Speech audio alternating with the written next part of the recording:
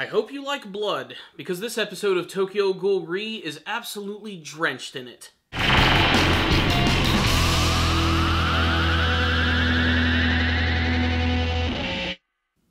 Oh, Tokyo Ghoul Re anime series, you want me to care about you so much.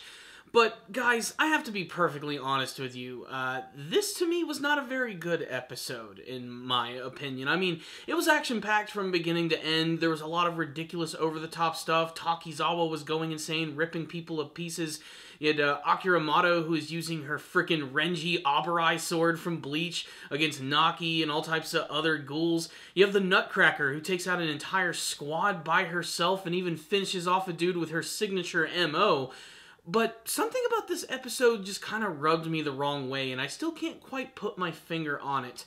The fact of the matter is, I find myself not enjoying the series because I don't care about the characters all that much. Mostly because there's just way too many of them, and I had to constantly remind myself who some of these people are as I'm watching it. Now, before I go any further in the review, I do apologize in advance to people who really do love Tokyo Ghoul. I might seem like I'm being a little negative, but what I'm learning the more I watch Tokyo Ghoul, the more I realize that maybe it's not the show for me. Maybe it's the type of anime series that doesn't appeal to me. Maybe it's something I need to read in the manga and avoid the anime, but from what I've seen, the fanbase seems to have a mixed reaction to Tokyo Ghoul in general. The manga fans are just that.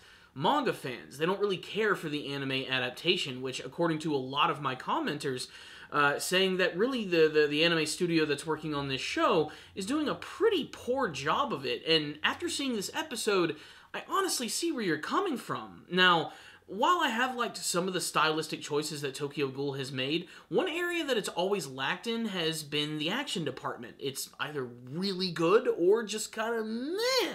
It's really polar opposite extremes. And for an episode which is just filled to the brim with tons of action and fights, this was just an okay looking episode right here. Like, there's really nothing that sticks out in my mind in this episode. The overall tone of the episode was basically just blood, guts, and all that stuff. So if you're into that, you're definitely going to get some enjoyment. But it came across as very superficial in this episode, especially, again, when some of these characters are just randomly introduced out of nowhere. Like, Takizawa is apparently a character from the second season, one that I do not remember at all, and now he's returned. His appearance is drastically different. He's a one-eyed ghoul, and he's just going on the rampage, just killing everyone because reasons, because Eto sent him, and ultimately to have a confrontation with Sasaki at the end of the episode, which honestly I do want to see. I just don't feel the weight behind it, to be perfectly honest. A lot of that is because I do feel that a lot of the biggest portions of Tokyo Ghoul are left on the cutting room floor for the anime adaptation. It's probably gone into much better detail in the actual manga version itself, which, again, I have not read. I'm simply just trying to experience the anime version of this show. But the more I watch it, the more I realize I'm just kind of going through the motions here. Like, I felt dead after watching this episode. I was like, well, a lot of people killed each other. There was a lot of blood. I don't really know much of the motivation behind a lot of it, and I don't really want to have to go to a Wikipedia article to freaking understand it.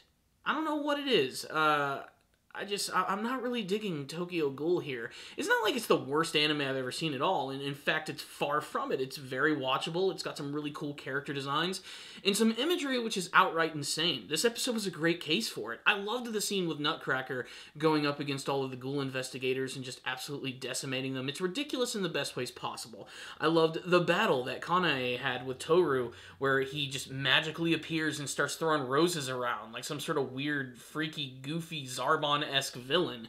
It's hilarious. And then we have scenes where clowns are fighting each other, people have crazy weapons and guns and swords and weird tentacles which explode out of their back. Even Uri was pretty cool in this episode, how he was able to demonstrate his power and even impress Juzo, which I thought was pretty cool. It was kind of funny, though, when he ended up running into Big Madam and he almost got completely eaten alive with some imagery which is honestly kind of disturbing, of watching this very large woman, like, chomp down on this dude. It's, you know, the fact that her name is Big Madam, it immediately reminds me of Big Mom from One Piece. She's just a very big lady who eats people alive. I mean, it's just crazy. She's like the living female embodiment of Jabba the Hutt. And seeing it in this episode is just nuts, to say the least. But really, it's just people running around, killing each other, blood splatter, blah, blah, blah. but I'm just not getting anything from it. I don't know. Like I said, maybe it's just because I don't care about it as much as I wish I could. I want to like Tokyo Ghoul. I love a lot of the stylistic choices that it makes, and it's something that I want to get behind, but I just cannot crack this egg. It's weird, guys. This is unlike any review I've ever done. Like, I'm not even really going into the story or anything. I'm just sort of giving my thoughts about how I felt while watching this episode, which was mostly lost in just looking at a lot of really gory imagery in the action scenes, which looked okay at best.